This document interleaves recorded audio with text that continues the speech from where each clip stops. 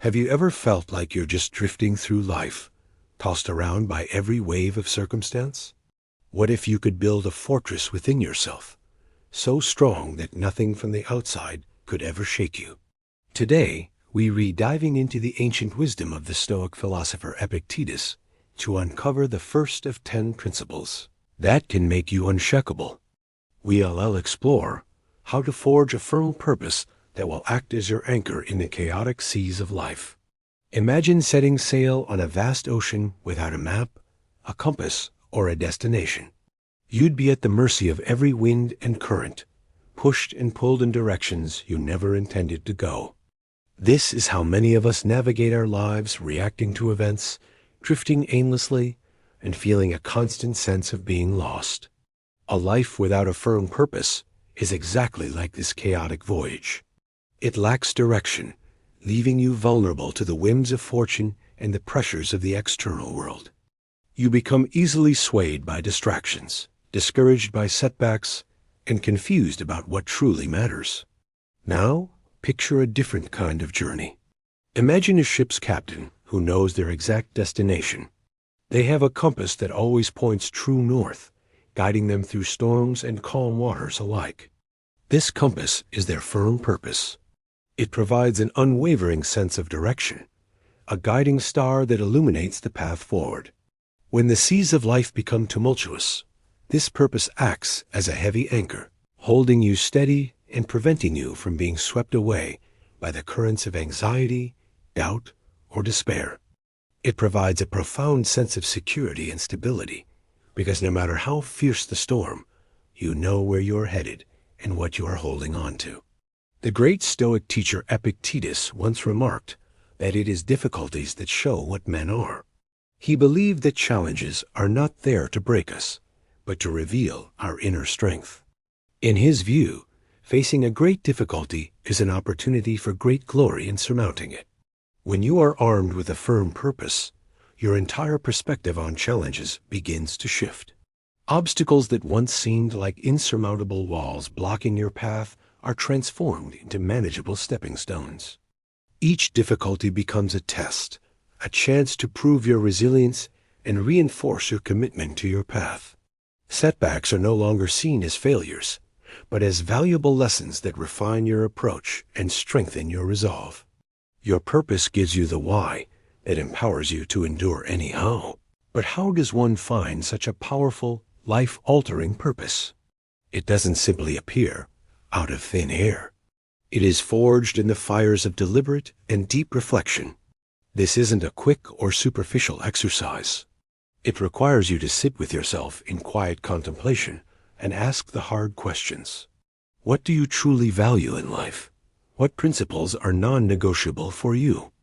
Who is the person you aspire to become?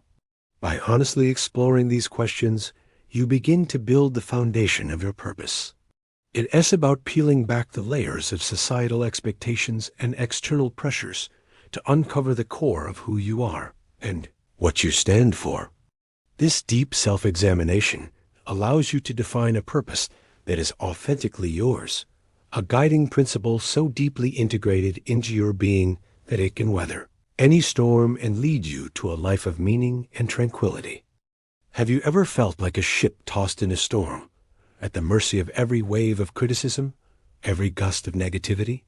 What if I told you there's a way to become the unshakable captain of your own vessel, navigating the turbulent waters of life with a calm and steady hand? Imagine possessing a mental fortress so strong that nothing external can breach its walls. This isn't a superpower. It's an ancient philosophy, a set of principles designed to forge an unbreakable inner peace. One of the most compelling stories from antiquity is that of Epictetus, a man who truly embodied this strength. Born a slave in Hierapolis, his early life was one of complete powerlessness. His master, Epictetus, was a notoriously cruel man. One day, in a fit of rage, Epictetus began to twist Epictetus's leg. Instead of screaming or begging, Epictetus calmly warned him, "If you continue, you will break it."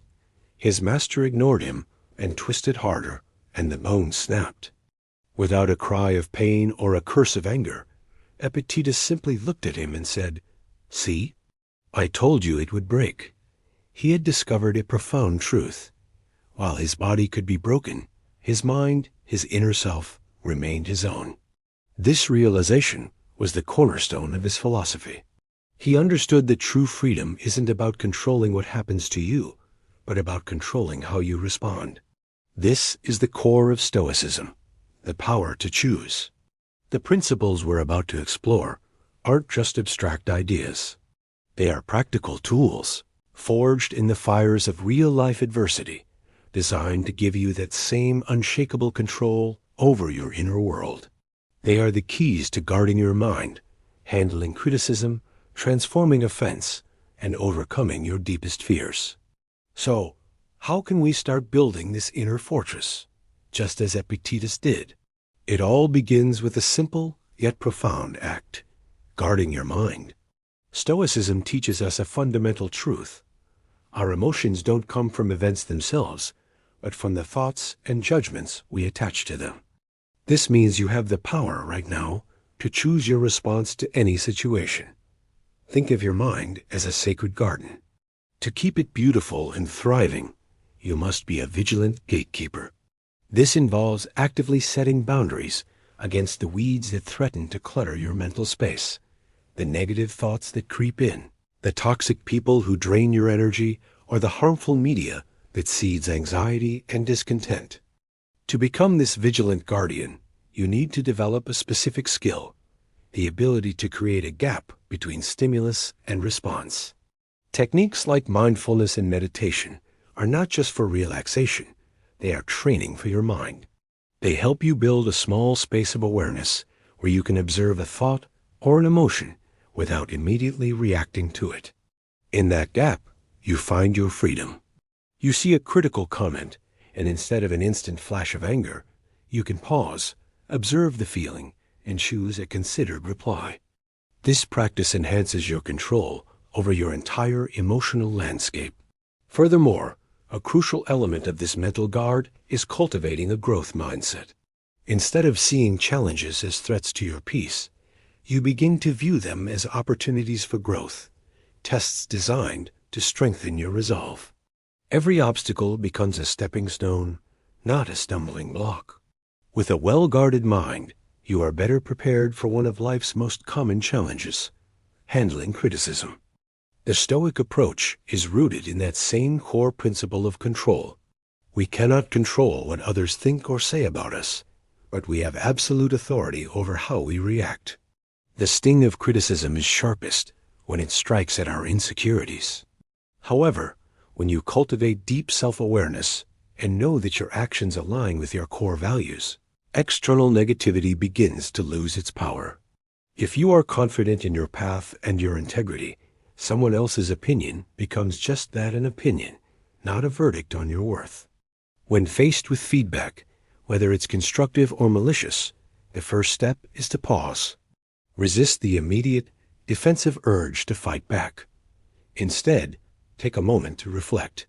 Ask yourself a simple question: is there any truth in this criticism? Is there a valuable insight I can use for my own growth? If the answer is yes, then the critic, intentionally or not, has given you a gift. If the answer is no, then their words are like a misaddressed letter.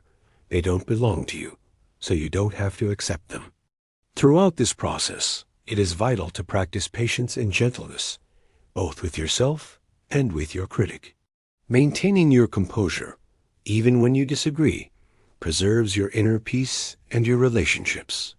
You remain in control, not of the other person, but of the one thing that truly matters: yourself. This leads us to a more advanced practice, the art of transforming offense. Epictetus taught a revolutionary idea. What frightens and dismays us is not the events themselves, but how we think about them. This means that the feeling of being offended, the perceived injury, doesn't come from someone else's words or actions. It comes from your own perception and your own reaction. This simple shift in perspective is incredibly empowering. It moves the locus of control from a chaotic external world to your own stable, internal world. You are no longer a victim of circumstances. You are the architect of your experience. The transformation of offense happens in that same crucial space between the stimulus and your response. When someone says something hurtful, you have a choice. You can react with anger and resentment, allowing their negativity to poison your peace. Or you can choose a different path. This involves practical methods like cognitive reframing. Instead of focusing on the sting of the insult, you can look for the lesson. Perhaps their rudeness reveals more about their own struggles than it does about you. You can also practice empathy, trying to understand the offender's perspective.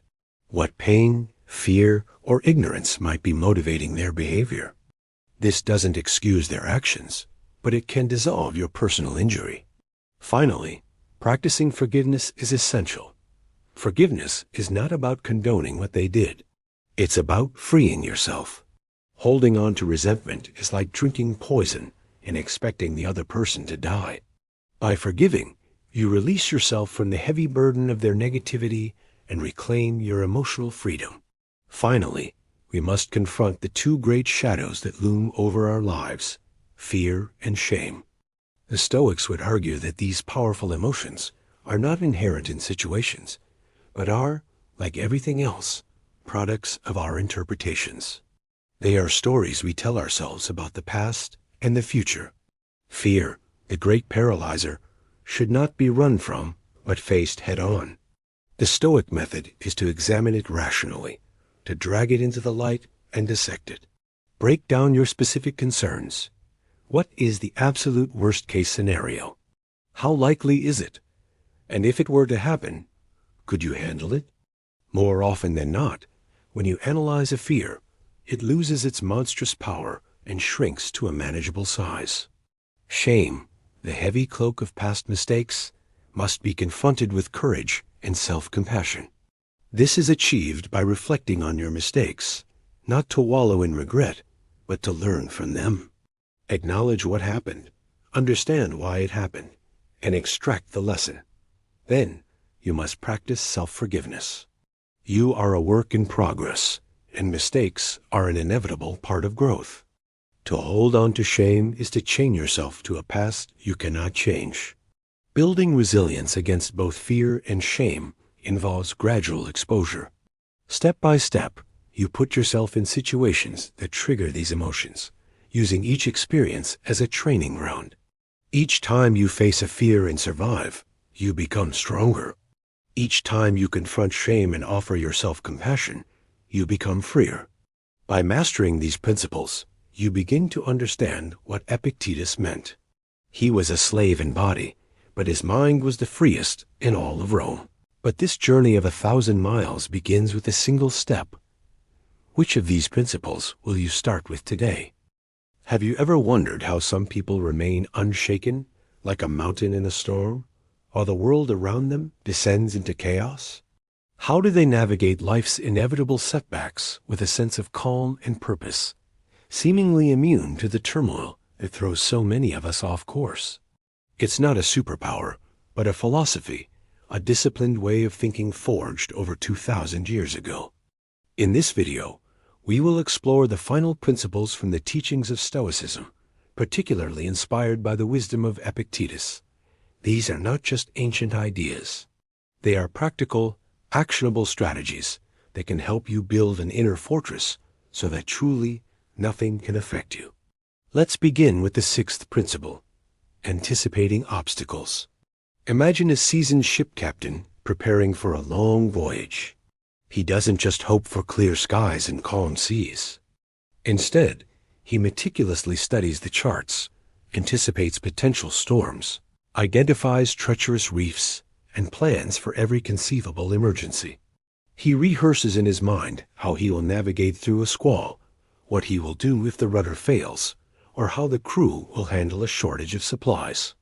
By envisioning these potential difficulties, he prepares his mind and his crew to face them calmly and thoughtfully, should they arise. This foresight doesn't make him a pessimist. It makes him a realist, a master of his craft, ready for whatever the ocean throws at him. This is the essence of the Stoic practice known as *premeditatio malorum*, or the premeditation of evils. It's a powerful mental exercise where you visualize potential challenges, setbacks, and difficulties before they happen. Think about an important project at work. Instead of only fantasizing about success, take a moment to consider what could go wrong. A key team member might get sick, a crucial piece of data could be delayed, or the client might change their requirements at the last minute. By mentally walking through these scenarios, you can rehearse your responses. What's your contingency plan? How will you communicate the delay? This mental rehearsal strips away the element of surprise, which is often what causes us to panic and make poor decisions. When the unexpected eventually occurs, it feels less like a shocking catastrophe and more like a scenario you've already prepared for.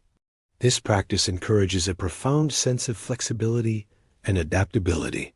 The Stoics understood that rigid expectations are a primary source of stress and disappointment. When we cling to a single, perfect outcome, any deviation feels like a failure. But by anticipating obstacles, we accept that the path to our goals is rarely a straight line. This cultivates patience and perseverance, fostering a long-term mindset that recognizes challenges not as roadblocks, but as inevitable and navigable parts of the journey. This leads us to the seventh principle, which is the bedrock of Stoic resilience: inner strength and response. Consider the story of a master archer teaching a student. The student is frustrated, complaining that the wind keeps blowing his arrows off course. He blames the shifting breeze, the distance of the target, the quality of his bow, everything but himself. The master archer listens patiently and then says, "You cannot control the wind, but you can control the moment you release the arrow. You can adjust your aim, strengthen your stance, and steady your breath." This simple lesson contains a profound truth. The Stoics teach that our inner strength is rooted in this very principle. It is not what happens to you, but how you react to it that truly matters. Life will constantly present us with wind, external events, the actions of other people, unforeseen circumstances that are completely outside our control. Our suffering doesn't come from these events themselves, but from our judgment and reaction to them. Building this inner strength begins with mastering the dichotomy of control, the ability to distinguish between what is within our power and what is not. Our attitudes, our judgments, our choices, and our responses are within our control. The opinions of others, the state of the economy, or whether someone cuts you off in traffic or not. By focusing our energy exclusively on what we can control, we stop wasting it on a futile battle against the inevitable. This cultivation requires deep self-awareness. We must learn to recognize our emotional triggers and create a space between a stimulus and our response. When you feel anger or frustration rising, can you pause and observe it without being swept away? Can you see a setback not as a personal failure, but as an opportunity to practice resilience, patience, and virtue? This is how character is forged. A crucial element of this inner strength is forgiveness. Holding on to grudges and resentment is like carrying a heavy, burning coal, hoping the other person gets burned. It only harms you. Forgiveness, in the Stoic sense, isn't about condoning another's actions. It's about releasing the burden from your own mind, freeing up that emotional space for growth, peace, and constructive action. The final principle we will discuss is restraining actions, a concept that ties everything together. Imagine a wild, powerful horse. Untamed, its strength is dangerous and destructive, a force of pure, chaotic impulse. But when a skilled rider takes the reins, that same power can be channeled with focus and purpose. The rider doesn't break the horse's spirit, but guides its energy. Our emotions and impulses are like that horse. They are powerful forces that provide us with information and energy, but they should not be the ones in the driver's seat. Restraining our actions means acknowledging our feelings: anger, desire, fear, but ensuring they do not dictate our behavior.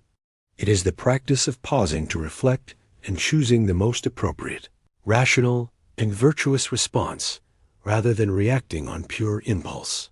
When someone insults you, the immediate impulse might be to lash back with a sharper insult. The restrained action is to pause, consider the source, and choose a response that aligns with your values, perhaps calm silence, a firm boundary, or even compassion. This principle extends far beyond managing anger. It applies to delaying gratification for the sake of long-term goals.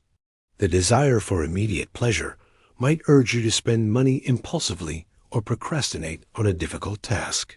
Restraint is the force that allows you to choose the long-term benefit of financial security or the satisfaction of a completed project over the fleeting comfort of the moment. It is also crucial in our communication. The Stoics valued mindful speech. Before speaking, one should ask, is it true? Is it kind? Is it necessary? This restraint prevents us from spreading gossip, making rash promises, or speaking words in anger that we can never take back. Ultimately, restraining action is about ensuring that our decisions are based on reason and a thoughtful consideration of consequences, not on the turbulent whims of emotion. It is the final step in taking the wisdom of the mind and translating it into a life of purpose, integrity, and unwavering tranquility. But how does one truly begin to integrate these principles when old habits are so deeply ingrained? The answer lies in a simple daily practice that anyone can start today, which we will explore next time. Have you ever found yourself in a situation so frustrating, so utterly out of your control, that you felt like screaming at the universe? Maybe it was a project at work that went completely sideways despite your best efforts, a relationship that ended unexpectedly, or even just being stuck in traffic when you were already late. You push, you fight, you resist what's happening, and all it does is leave you feeling exhausted, angry, and powerless. This internal battle against reality is one of the greatest sources of our own suffering. But what if there was a different way? What if, instead of fighting, you could find a source of immense strength, not in changing the world, but in changing your response to it? This is the core of our next Stoic principle, a concept so powerful it can transform your entire experience of life. Let's talk about a man named James Stockdale. He wasn't a philosopher in an ancient Greek marketplace. He was a U.S. Navy vice admiral. During the Vietnam War, his plane was shot down, and he was taken as a prisoner of war. He spent over 7 years in the infamous Hanoi Hilton, a place of unimaginable brutality and psychological torment. He was tortured repeatedly, held in solitary confinement for years, and had no reason to believe he would ever see his family again. In that pit of despair, many of his fellow prisoners gave up. They were the optimists, the ones who kept saying, "We'll be out by Christmas." But Christmas would come and go. Then they'd say, "We'll be out by Easter," and Easter would pass. Their hope, based on a denial of their grim reality, was repeatedly shattered, and eventually their spirits broke completely. Stockdale, however, survived. He later explained his strategy, which became known as the Stockdale paradox. He said you must never confuse faith that you will prevail in the end, which you can never afford to lose, with the discipline to confront the most brutal facts of your current reality, whatever they might be. He didn't pretend he wasn't a prisoner.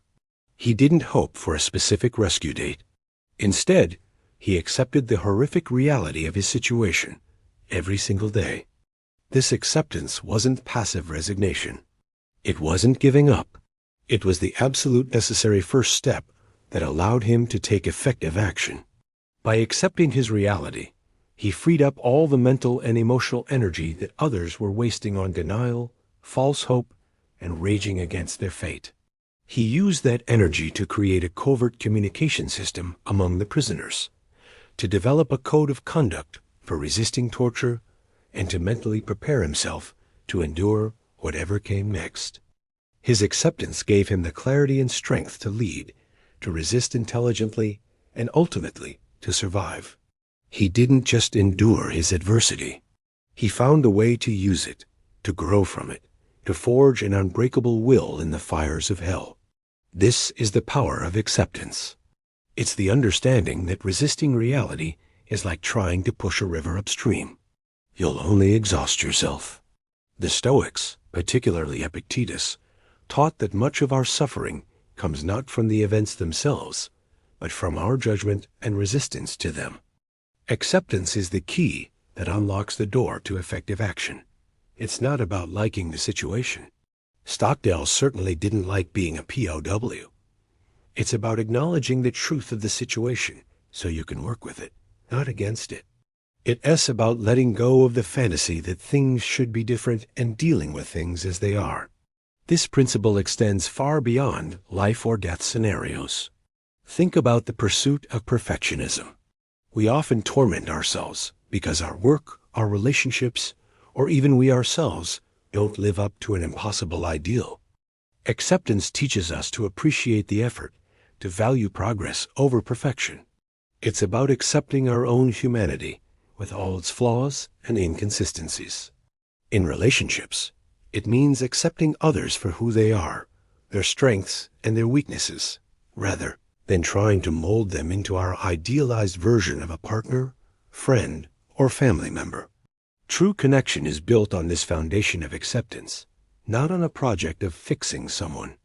By embracing acceptance, you stop wasting energy on futile battles and start investing it in meaningful growth, finding strength not in spite of adversity, but because of it. Now, once we accept the world as it is, how do we navigate our path within it? How do we make choices that lead to a good, fulfilling, and meaningful life? The modern world bombards us with answers. Follow trends, chase wealth, gain fame, conform to expectations. We are constantly pulled in 1,000 different directions by external pressures, social media, and advertising, all telling us who we should be and what we should want. But the Stoics offered a radically different and far more enduring compass to guide our lives, a principle they called living according to nature. Imagine a young musician with a profound innate talent for the violin. From a young age, the music flows through her. It's a part of her very being. When she plays, she feels alive, connected, and purposeful. Her nature is to create music. However, her parents, wanting a stable and prestigious future for her, pressure her to go to law school. They tell her that being a musician is a foolish dream, and that a legal career is the only path to success and respect. Fearing disapproval and wanting to please them, she puts her violin away. She goes to law school, graduates, and becomes a successful corporate lawyer. She has a high salary, a fancy apartment, and the approval of her family and society. By all external measures, she is a success. But inside, there's a hollow ache. Her work feels meaningless, a constant performance of a role she was never meant to play. The long hours are a drain, not just on her time, but on her soul. She feels disconnected from her true self, like a stranger in her own life. The vibrant, joyful part of her that came alive with music has withered. She is living in direct opposition to her nature, and despite all her external success, she is deeply unhappy.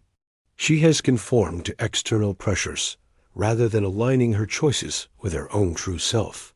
This story perfectly illustrates the Stoic concept of living according to nature. It doesn't mean we should go live in the woods and forage for berries. For the Stoics, nature has a dual meaning. First, it refers to our own individual, rational nature. It means gaining deep self-awareness to understand who you truly are, your inherent strengths, your values, your calling. It is about stripping away the layers of external expectations and societal conditioning to find the authentic self beneath. The musician's true self was an artist. By denying that, she created a life of quiet suffering. Living according to your nature means making choices that are in harmony with this true self, allowing you to flourish authentically. The second meaning of nature refers to our shared human nature as rational and social beings. We are not isolated islands. We are part of a larger whole, the human community. Therefore, living according to nature also means living in harmony with others. This is where the core Stoic virtues become our guide. Wisdom allows us to see the world clearly and make sound judgments. Courage gives us the strength to act on those judgments, even when it's difficult. Justice guides us to act fairly and with kindness towards others, recognizing our shared humanity. And temperance, or moderation, helps us control our desires and avoid excess, focusing on what is truly important. Cultivating these virtues is the practical application of living according to our social nature. It means using our rationality to cooperate with others, to show empathy, and to contribute to the common good. It also involves embracing a form of simplicity, not necessarily in a material sense, but in our values. It's about prioritizing internal worth like integrity, knowledge, and relationships over external pursuits like wealth, status, or fleeting pleasures. When the lawyer was chasing money and prestige, she was miserable.